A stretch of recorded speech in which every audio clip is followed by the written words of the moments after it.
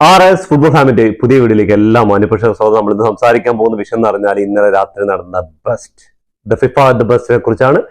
ബെസ്റ്റിൽ എല്ലാവരും പ്രതീക്ഷിച്ച പോലെ തന്നെ ഒസ്മാൻ ഡംബലെ ആണ് ബെസ്റ്റ് ആയിട്ടുള്ളത്. അതേപോലെ തന്നെ ഡോണറുമ ബെസ്റ്റ് ഗോൾ കീപ്പർ ആയപ്പോൾ നമ്മുടെ പിന്നെ അങ്ങനെ ഒരുപാട് അവാർഡുകളുണ്ട്. അതിലെ ബെസ്റ്റ് വുമൻസ്, അതേപോലെ ബെസ്റ്റ് ഗോൾ കീപ്പർ വനിതകളിൽ, അതേപോലെ തന്നെ ബെസ്റ്റ് ബുസ്കറ്റ്സ് അവാർഡ്, ഏറ്റവും നല്ല സൂപ്പർ ഗോൾ അടിച്ചിട്ടുള്ള അവാർഡൊക്കെ ആയിട്ടുണ്ട്. പക്ഷെ ഞാൻ ഇതിനെ കുറിച്ചൊന്നല്ല പറയാൻ വന്നത്. ബെസ്റ്റ് ഒരു സ്റ്റാർട്ടിങ് 11 ഉണ്ടായിരുന്നു, ബെസ്റ്റ് 11 ഉണ്ടായിരുന്നു ഫിഫയുടെ. അതിലെ കുറച്ച് പ്രശ്നങ്ങളുണ്ട്. ആ പ്രശ്നങ്ങളിലേക്കാണ് ഞാൻ വരുന്നത്. അപ്പൊ നമുക്ക് ആ ഒരു സ്റ്റാർട്ടിംഗ് ലെവലിലേക്ക് നോക്കിയാൽ ആദ്യം തന്നെ, അതിനുശേഷം നമുക്ക് ഈ ഉസ്മാൻ ഡെംബെലയുടെയും അതേപോലെ മറ്റുള്ള ഡൊണറൂമയുടെയും മറ്റുള്ള കാര്യങ്ങൾ സംസാരിക്കാം. എനിക്ക് ഇത് അങ്ങോട്ട് സംസാരിക്കാതിരിക്കാൻ അങ്ങോട്ട് പറ്റുന്നില്ല ഫസ്റ്റ് തന്നെ. അല്ലെങ്കിൽ ഉസ്മാന്റെ ഒക്കെ കാര്യം ഫസ്റ്റ് തുടങ്ങിയിട്ട് പിന്നെ നമുക്ക് അവസാനം ഇത് പറയാമെന്ന് വിചാരിച്ചാ. പക്ഷെ ഈ അവാർഡ് കൊടുക്കുമ്പോൾ എന്ത് അടിസ്ഥാനത്തിലാണ് ഈ അവാർഡ് കൊടുക്കുന്നത് എന്നുള്ള ഒരു ചോദ്യമുണ്ട്. ഡെംബെലയുടെ കാര്യമൊക്കെ ഓക്കെയാണ്, ആൾക്ക് അർഹിച്ചതാണ്. ബാലൻഡിയറും അതേപോലെ ബെസ്റ്റും ഒക്കെ അർഹിച്ചതാണ്. അതിനുള്ളതെല്ലാം ആൾ ചങ്ങായി ചെയ്തു വെച്ചിട്ടുണ്ട് കഴിഞ്ഞ സീസണിൽ. ഈ ഒരു അവാർഡ് എന്ന് പറഞ്ഞാൽ 2024 ഓഗസ്റ്റ് മുതൽ 2025 ഓഗസ്റ്റ് വരെയാണ് ഇതിലുള്ള കളിയെക്കുറിച്ച് വിലയിരുത്തിയിട്ടാണ് ഈ ഒരു അവാർഡ് കൊടുക്കുന്നത് ഫിഫ. അപ്പോൾ ബാലൻഡിയറിനെ കുറിച്ചൊക്കെ കുറെ വിമർശനങ്ങളും കാര്യങ്ങളൊക്കെ ഉണ്ടായിരുന്നു. അതേപോലെ ഫിഫ ബെസ്റ്റിനെ കുറിച്ചും കുറച്ച് വിമർശനവും കാര്യങ്ങളൊക്കെ ഉണ്ടായിരുന്നു. പക്ഷെ എനിക്ക് ഈ ഒരു 11 കുറിച്ചാണ്, 11 ഇല്ലാതെ പോയ കുറച്ച് ആളുകളെ കുറിച്ചാണ്. നമുക്ക് ഫിഫയുടെ 11ലേക്ക് നോക്കിക്കഴിഞ്ഞാൽ ഗോൾ കീപ്പർ ആയിട്ടുള്ള ഡൊണറൂമയാണ്. PSG ഇറ്റാലിയൻ ഗോൾ കീപ്പറായ ഡൊണറൂമയാണ്. ഡൊണറൂമ അതിന് അർഹിച്ചതാണ് ഗോൾ കീപ്പറായിട്ട്. എന്താ കാരണം എന്ന് പറഞ്ഞാൽ PSG അടിച്ച ട്രിപ്പിളിലെയും അതേപോലെ എല്ലാ കോമ്പറ്റീഷനിലും മേജറായിട്ട് ഫൈനലിലും അതേപോലെ ട്രിപ്പിൾ അടിച്ചിട്ടുണ്ടായിരുന്നു അവർ. ചാമ്പ്യൻസ് ലീഗും PSG ലീഗും അതേപോലെ തന്നെ അവിടുത്തെ കപ്പ് അടിച്ചിട്ടുണ്ട്. അങ്ങനെ ക്ലബ് വേൾഡ് കപ്പിന്റെ ഫൈനലിൽ വരുത്തിയിട്ടുണ്ട്. അപ്പൊ ഇതിലൊക്കെ നിർണായക പങ്ക് വഹിക്കുക എന്ന് പറഞ്ഞാൽ ഡൊണറൂമയ്ക്ക് അതിന് വലിയൊരു കാര്യമുണ്ട്. ആ ചങ്ങായുടെ സേവുകൾ എന്ന് പറഞ്ഞാൽ അത് ഗംഭീരമാണ്. അതിലൊന്നും പറയാനില്ല. ഇയാളെ കവിഞ്ഞുള്ള വേറൊരു ഗോൾ കീപ്പർ ഇല്ല എടുത്ത് പറയാൻ. ഓക്കെ, അങ്ങനെയാണ്. ലെഫ്റ്റും റൈറ്റും ബാക്കുകളായിട്ട് ഹക്കീമിയും ന്യൂനോ മെൻഡസ് ആണ് 100%. PSG ലൂയിസ് എൻറിക്കിന്റെ കീഴിൽ ഈ ഹക്കീമിയും അതേപോലെ ന്യൂനോ മെൻഡീസും നടത്തുന്ന ഒരു പ്രകടനം ഉണ്ടല്ലോ, അത് അതിഗംഭീരമാണ്. അവരാകെ പഴച്ചുപോയത് ക്ലബ് വേൾഡ് കപ്പിൽ ചെൽസിക്ക് മുന്നിൽ മാത്രമല്ല, ബാക്കി എല്ലാ കളികളിലും ന്യൂനോ മെൻഡീസും ഹക്കീമും ഗോൾ അടിക്കാനും അതേപോലെ എതിർ അറ്റാക്കർമാരുടെ വിംഗർമാരെ തടഞ്ഞു നിർത്താനുള്ളതിൽ ഗംഭീര പെർഫോമൻസ് തന്നെയാണ്. അതിൽ യാതൊരു വ്യത്യാസവും ഇല്ലാതെ തന്നെ രണ്ടുപേരും ഒരേ നിലയിൽ. ഒരു സൈഡ് ലെഫ്റ്റ് വിങ് ആരാണ് വേൾഡ് നമ്പർ 1 ചോദിച്ചാൽ അത് ഇയാളായിരിക്കും. റൈറ്റ് വിങ്ങിൽ എന്ന് പറഞ്ഞാൽ ഇയാളായിരിക്കും. അങ്ങനെയാണ് ഈ ഹക്കീമിയും ന്യൂനോ മെൻഡീസും തമ്മിലുള്ള കോംബോ വർക്കൗട്ടാണ്. അപ്പൊ അതിൽ യാതൊരു സംശയമില്ല, ഈ രണ്ടുപേർക്ക് കൊടുത്തതിൽ യാതൊരു സംശയമില്ല. അവർക്ക് രണ്ടാൾ അർഹിച്ച തന്നെയാണ്. ഇതിനേക്കാളും എന്ന് പറയാനൊരു ഇതില്ല. നമ്മളിപ്പോ സെന്റർ ബാക്കിലേക്ക് വരികയാണെങ്കിൽ പാച്ചോയും അതേപോലെ തന്നെ വാൻഡക്കുമാണ്. അപ്പൊ ഇതിൽ എനിക്ക് ചെറിയൊരു ശങ്കയുണ്ട് ഈ വാൻഡക്കിന്റെ കാര്യത്തിൽ. എന്താ കാരണം എന്ന് പറഞ്ഞാൽ ആള് ഇംഗ്ലീഷ് പ്രീമിയർ ലീഗ് അടിച്ചു ശരിയാണ്, പക്ഷെ ഇതിനേക്കാളും ബെറ്റർ ഓപ്ഷൻ ഉണ്ടായിരുന്നില്ലേ? ഇന്റർ മിലാന് വേണ്ടിയും ബാഴ്സലോണയ്ക്ക് വേണ്ടിയും അതേപോലെ തന്നെ PSG വേണ്ടിയും കളിച്ച ഒരുപാട് താരങ്ങളുണ്ട് ഇവിടെ ഈ ഒരു പൊസിഷനിലേക്ക്. പാച്ചോ അർഹിച്ചാണ്. പാച്ചോ 3 ഫൈനലുകൾ കപ്പ് നേടിയിട്ടുണ്ട്. അതേപോലെ തന്നെ ഇവർക്ക് വേണ്ടി കളിച്ചിട്ടുണ്ട്. അപ്പോൾ നല്ല ഒരു പെർഫോമൻസ് ആണ്, ആൾ അർഹിച്ചൊരു തന്നെയാണ്. എനിക്ക് ഇവിടെ വരേണ്ടത് ആരായിരുന്നു എന്ന് നിങ്ങളൊന്ന് കമന്റ് ബോക്സിൽ രേഖപ്പെടുത്തും നിങ്ങളുടെ അഭിപ്രായങ്ങൾ. എൻ്റെ അഭിപ്രായങ്ങളാണ് പറയുന്നത്. മാർക്കിനസ് എന്തുകൊണ്ട് ഈ ഒരു ഇതിലില്ലാന്ന് എനിക്ക് എന്താ പറഞ്ഞാൽ PSG വേണ്ടിയിട്ട് ക്യാപ്റ്റൻമാൻഡ് കിട്ടിയിട്ട് ചങ്ങായുടെ പെർഫോമൻസ് ലീഗിലായിക്കോട്ടെ, ചാമ്പ്യൻസ് ലീഗിലായിക്കോട്ടെ, ക്ലബ് വേൾഡ് കപ്പിലായിക്കോട്ടെ, അതേപോലെ അവിടുത്തെ ഫ്രഞ്ച് കപ്പിലായിക്കോട്ടെ, എല്ലാവിടെയും ഈ ചങ്ങായി നേടിയ ആ ഒരു ഇത് നോക്കിയാൽ മതി. PSG വേണ്ടിയിട്ട് ഡിഫൻഡേഴ്സിൽ ഇവിടെ എന്ത് തന്നെയായാലും വാൻഡക്കിനെക്കാളും ബെറ്റർ മാർക്കിനസ് തന്നെ ആയിരുന്നു എന്നാണ് എൻ്റെ ഒരു കാഴ്ചപ്പാട്. നിങ്ങളുടെ അഭിപ്രായങ്ങൾ വ്യത്യാസമായിരിക്കും. അപ്പോൾ കമന്റ് ബോക്സിൽ രേഖപ്പെടുത്താൻ ഇതിൽ ഏതെങ്കിലും മാറ്റങ്ങൾ വേണമെന്നുള്ളത്. അതേപോലെ മിഡ്ഫീൽഡിലേക്ക് നോക്കിക്കഴിഞ്ഞാൽ വെറ്റിനിയും പെഡ്രിയും ബെല്ലിഹാമും അതേപോലെ പാമറുമാണ്.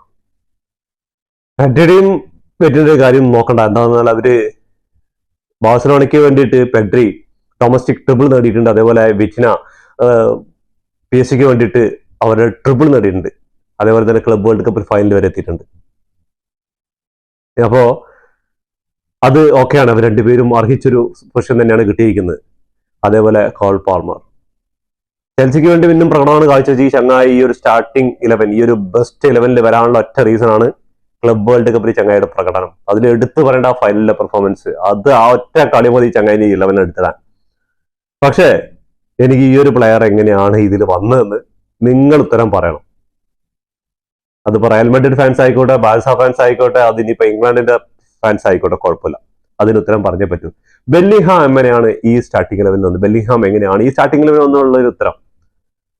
0 കപ്പ് കൊണ്ടിരുന്ന റയൽ മാഡ്രിഡ് ഇംഗ്ലണ്ടിന് വേണ്ടി കളിച്ചിട്ടുണ്ട് അത്യാവശ്യം കുഴപ്പമില്ലാത്ത രീതിയിൽ. പക്ഷേ ഫുൾ ഓഫ് ചെയ്ത് കളിച്ചിട്ട് ഏത് കളിയിലാണ് ഈ ചങ്ങായി ഒരു കപ്പ് എടുത്തത്, അല്ലെങ്കിൽ ഒരു കുറെ മാൻ ഓഫ് ദി മാച്ച് തൂക്കിയത്, എന്തിന്റെ അടിസ്ഥാനത്തിലാണ് ഈ സ്റ്റാർട്ടിംഗ് ലെവലിൽ ബെല്ലിംഗ്ഹാം വന്നതെന്ന് ഒരു പിടുത്തില്ല. എന്നാൽ പിന്നെ റയൽ മാഡ്രിഡിന്റെ എംബാപ്പയ്ക്കല്ലേ കൊടുക്കേണ്ടത്? ചങ്ങായി കുറെ ഗോളുകൾ ഇങ്ങനെ അടിച്ചു കൂട്ടിയിട്ട് കഴിഞ്ഞ വർഷം ഗോൾഡൻ ബൂട്ട് നേടിയിട്ടുണ്ട്. ആ ഒരു അടിസ്ഥാനത്തിൽ കയറ്റി വിടായിരുന്നതിൽ ഇവിടെ ഇനിയും പേരുണ്ട്. നവാസ് ഉണ്ട്, അതേപോലെ റൂബിൻ ഡിയാസ് ഉണ്ട്, അതേപോലെ റൈസ് ഉണ്ട്, ഇഷ്ടം പോലെ പ്ലേയേഴ്സ് ഉണ്ട് മിഡ്ഫീൽഡ് കളിക്കാൻ വേണ്ടിയിട്ടുള്ളത്. ആളെക്കാളും ബെല്ലിംഗ്ഹാമിനെക്കാളും കഴിഞ്ഞ ഈ ഒരു വർഷം എടുത്ത എഫേർട്ടിൽ ഒരുപാട് പേര് ഇതിനേക്കാളും ഗംഭീരമായ പ്രകടനം നടത്തിയിട്ടുണ്ട്. അപ്പോ നമ്മളൊരാളുടെ കാര്യം പറയാൻ വിട്ടുപോയി, അത് അവസാനം വരാം. പിന്നെ അറ്റാക്കിംഗ് റോളിലായിട്ട് ഡെംബലിയും അതേപോലെ തന്നെ നമ്മുടെ ലമീൻ യമാലുമാണ്. വാലണ്ടിയർ ഡെംബലിക്ക് കിട്ടിയപ്പോ അതിന്റെ തലേദിവസം വരെ യമാലിനൊരു ചെറിയ പ്രതീക്ഷ ഉണ്ട്. പക്ഷെ എല്ലാം അടക്കി പിടിച്ചവന്റെ മുന്നില് എന്തെങ്കിലും ഒന്ന് വിട്ടുകൊടുത്താൽ അവൻ പുറകിൽ തന്നെയാണ്. യമാൽ കഴിഞ്ഞ സീസണിൽ എല്ലാം നേടി, ഗോളുകളും അസിസ്റ്റുകളൊക്കെ നേടിയിട്ടുണ്ടായിരുന്നു. പക്ഷേ ചാമ്പ്യൻസ് ലീഗ് എന്ന ആ ഒരു ക്ലബ്ബ് ഫുട്ബോളിന്റെ തലപ്പത്തുള്ള രാജാക്കന്മാരാവാൻ പറ്റിയില്ല ബാഴ്സലോണയ്ക്ക്. ഒറ്റ കാരണം കൊണ്ടാണ് യമാലിന് ആ ഇതൊന്ന് പോയത്. അതേപോലെ തന്നെ നാഷണൽസ് ലീഗിൽ സെമി ഫൈനലിൽ കടന്ന് ഫൈനലിൽ വെച്ചിട്ട് പോർച്ചുഗലായിട്ട് പരാജയപ്പെട്ടതുണ്ടായി. അപ്പോൾ അതിൽ കപ്പ് നേടുകയാണെങ്കിൽ കുറച്ചുകൂടെ യമാലിനൊരു ചാൻസ് ഉണ്ടായിരുന്നു. ഒരു 50-50 പറയായിരുന്നു ഡെംബലിക്കും ഇതിനു വേണ്ടി. എന്താണ് നാഷണൽസ് ലീഗ് എന്ന് പറഞ്ഞാൽ രാജ്യത്തിന് വേണ്ടി കളിക്കുന്ന അതായതുകൊണ്ട് ചിലപ്പോൾ ഒരു മെജോറിറ്റി ആയിട്ട് കിട്ടാനുള്ള ചാൻസ് ഉണ്ടായിരുന്നു. പക്ഷെ അങ്ങനെ ആയിരുന്നു. അപ്പോൾ ഫിഫ ബെസ്റ്റിലും എന്തെങ്കിലും മാറ്റങ്ങൾ ഉണ്ടാവുമെന്ന് എനിക്ക് വലിയ പ്രതീക്ഷ ഉണ്ടായിരുന്നില്ല. ഡെംബലിക്ക് തന്നെയാണ്. ഡെംബൽ അത്രയും ചാമ്പ്യൻസ് ലീഗും അതിൽ ഗോളുകളും അസിസ്റ്റുകളും എല്ലാം നോക്കിക്കഴിഞ്ഞാൽ ഞങ്ങളുടെ പെർഫോമൻസ് അടിപൊളിയാണ്, ക്ലാസ്സാണ്. എന്തുകൊണ്ട് ഈ 11 റഫീനിയ വന്നില്ല എന്നുള്ളൊരു ചോദ്യമാണ്. ഞാൻ ബ്രസീൽ ഫാൻസ് ആയതുകൊണ്ടല്ല ഞാൻ ചോദിക്കുന്നത്. പക്ഷേ ഇത് എല്ലാ കായിക പ്രേമികളും ഫുട്ബോളിനെ ആരാധിക്കുന്ന കഴിഞ്ഞ സീസണിലെ കളി കണ്ടവർക്ക് മനസ്സിലാവും. അമ്മാതിരി പെർഫോമൻസിൽ ഈ ചങ്ങായി പുൾ ഓഫ് ചെയ്തിരിക്കുന്നത്.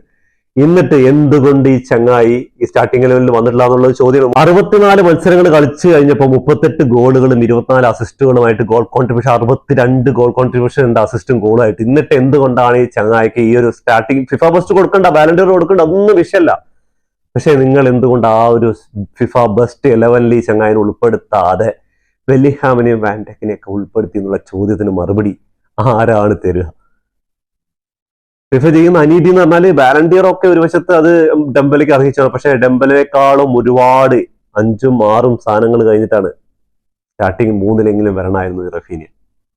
എന്താ പറഞ്ഞാൽ ആള് ഡൊമസ്റ്റിക് ട്രിബിൾ എടുത്തിട്ടുണ്ട്. ആകെ ചാമ്പ്യൻസ് ലീഗ് മാത്രം മിസ്സായിട്ടുള്ളൂ. ക്ലബ് വേൾഡ് കപ്പ് കളിക്കാനുള്ള അവസരം ബാഴ്സലോണയ്ക്ക് ഉണ്ടായിരുന്നില്ല. അതുകൊണ്ട് ബാഴ്സലോണ അവിടെ എത്തിയില്ല. അതൊക്കെ ശരിയാണ്. പക്ഷേ ഈ ഒരു ഇൻഡിവിജ്വൽ പെർഫോമൻസ് എടുത്ത് നോക്കിക്കഴിഞ്ഞാൽ 64 മത്സരങ്ങൾ കംപ്ലീറ്റ് ചെയ്തപ്പോൾ 38 ഗോളുകളും 24 അസിസ്റ്റുകളായിട്ട് 62 ഗോൾ ആൻഡ് അസിസ്റ്റ് ചെയ്തിട്ടുണ്ട് ഈ ചങ്ങായി. ആ ഒരു സീസൺ നോക്കിക്കഴിഞ്ഞാൽ ഏറ്റവും ടോപ്പ് തന്നെയാണ്. എന്നിട്ടും എന്തുകൊണ്ട് ഈ ഒരു സ്റ്റാർട്ടിങ് ഫിഫയുടെ ബെസ്റ്റ് 11 ബെല്ലിംഗ്ഹാം റഫീനിയെ മറികടന്ന് ബെല്ലിംഗ്ഹാം എത്തിയെന്നുള്ള ചോദ്യത്തിന് യാതൊരു തർക്കമില്ലാത്ത മറുപടി കിട്ടേണ്ടതാണ്. എന്താ കാരണം എന്ന് പറഞ്ഞാൽ ഈ സ്റ്റാർട്ടിങ്ങിൽ ബാക്കി എല്ലാവരും അർഹിച്ച് തന്നെയാണ്. ഈ 2 കാര്യങ്ങൾ മാത്രം എനിക്കുള്ളൂ. അത് പക്ഷേ ബെല്ലിംഗ്ഹാം എത്തിയ തീരെ അങ്ങോട്ട് ദഹിക്കുന്നില്ല. എന്തുകൊണ്ടാണ്? അതിനുള്ള മറുപടി നിങ്ങൾ കമന്റ് ബോക്സിൽ തരണം. അതിപ്പോ റയൽ ഫാൻസ് ആയിക്കോട്ടെ, ബാഴ്സ ഫാൻസ് ആയിക്കോട്ടെ, ഇനിയിപ്പോ ഇംഗ്ലണ്ട് ഫാൻ ആയിക്കോളും കുഴപ്പമില്ല. അതിനുള്ള മറുപടി തരണം. നിങ്ങൾക്ക് ഈ ഒരു ബെല്ലിംഗ്ഹാമിന്റെ ഈ ഒരു 11 കാഴ്ചപ്പാട് എങ്ങനെയാണെന്ന് നിങ്ങളൊന്ന് പറഞ്ഞു തരണം. കഴിഞ്ഞ സീസണിൽ കുറെ പ്രശ്നങ്ങളൊക്കെ ഉണ്ടായിരുന്നു. വാലണ്ടിയർ കൊടുത്തത് ഡോട്രിക് ആയപ്പോ best FIFA the best Vinicius കൊടുത്തു. അതൊക്കെ ശരി, അങ്ങനെയൊക്കെ മാറ്റങ്ങളൊക്കെ ഉണ്ടാകും. പക്ഷേ ഈ സീസണിൽ ഡെംബൽ അത്രയും അറിയിച്ചുകൊണ്ടാണ് ഡെംബലിക്ക് കൊടുത്തത്, എല്ലാം ശരിയാണ്. പക്ഷെ എന്തുകൊണ്ടാണ് ബെല്ലിംഗ്ഹാം ഈ പൊസിഷനിൽ വന്നത്? ബെല്ലിംഗ്ഹാമിന്റെ ഗ്രാഫ് എടുത്ത് നോക്കിയാൽ അറിയാം. അവരുടെ ആ ഒരു വർഷത്തെ കരിയറിൽ എടുത്ത് എത്ര ഗോൾ അടിച്ച് ഇത്ര അസിസ്റ്റുകളൊക്കെ നോക്കിയാൽ അറിയാൻ പറ്റും. എന്താണ് റയൽ മാഡ്രിഡിന് വേണ്ടി ആൾ ചെയ്തതും എന്താണ് നേടിയതെന്നും. ലാലീഗ പോയി, കോപ്പ ഡെൽ റേ പോയി, സൂപ്പർ എസ്പാനിയർ പോയി, ചാമ്പ്യൻസ് ലീഗിൽ നിന്ന് പുറത്തായി. അതിനൊക്കെ മികച്ചിട്ട് 4 എൽ ക്ലാസിക്കോയിൽ പരാജയപ്പെടുത്തിയതാണ് ഈ ബാഴ്സലോണ റയൽ മാഡ്രിഡിന്. അതിൽ 2 ഫൈനലുകളാണെന്ന് കൂടി ആലോചിക്കണം. ബെർണബോയിലും പോയി പരാജയപ്പെടുത്തി, അങ്ങ് സൗദിയിലും പോയി പരാജയപ്പെടുത്തി, അങ്ങ് ബാഴ്സയുടെ ഹോം ഗ്രൗണ്ടിലും പോയി പരാജയപ്പെടുത്തിയിട്ടുണ്ടായിരുന്നു. അപ്പൊ ഇതൊക്കെ വാങ്ങിയിട്ടും എങ്ങനെ ഈ ചങ്ങായി ഈ ഒരു ഇതിൽ കുമ്മനടിച്ച് വന്നു എന്നുള്ള ചോദ്യമാണ്. അപ്പൊ നമുക്ക് എന്തായാലും ഇനി ഈ സീസണിലെങ്കിൽ റഫീനി അതൊരു ഈ അനീതി കാണിക്കാതിരിക്കട്ടെ എന്ന് നമുക്ക് ആത്മാർത്ഥമായിട്ടൊന്ന് ആൾക്ക് വേണ്ടി വിഷ് ചെയ്തോളാം. നിങ്ങളുടെ വിലപ്പെട്ട അഭിപ്രായങ്ങൾ കമന്റ് ബോക്സിൽ രേഖപ്പെടുത്തുക. റഫീനയ്ക്ക് അർഹിച്ചൊരു സ്ഥാനം തന്നെയല്ലേ ഫിഫ 11 മിസ്സായിരുന്നുള്ളൂ. അതേപോലെ നിങ്ങൾക്ക് ഇഷ്ടപ്പെട്ട ഏത് താരങ്ങളാണ് ഈ ഫിഫ 11 ഇല്ലാത്ത അർഹിച്ചിരുന്നത് എന്ന് നിങ്ങൾ കമന്റ് ബോക്സിൽ രേഖപ്പെടുത്താം. ഇതോടുകൂടി ഈ വീഡിയോ അവസാനിക്കുന്നു. ഫുട്ബോൾ ലോകത്തെ പുതിയ വിശേഷങ്ങളുമായി വീണ്ടും കാണാം. ഈ വീഡിയോ ഇഷ്ടപ്പെട്ടാൽ ലൈക്ക് ചെയ്യുക, ഷെയർ ചെയ്യുക, സബ്സ്ക്രൈബ് ചെയ്യുക.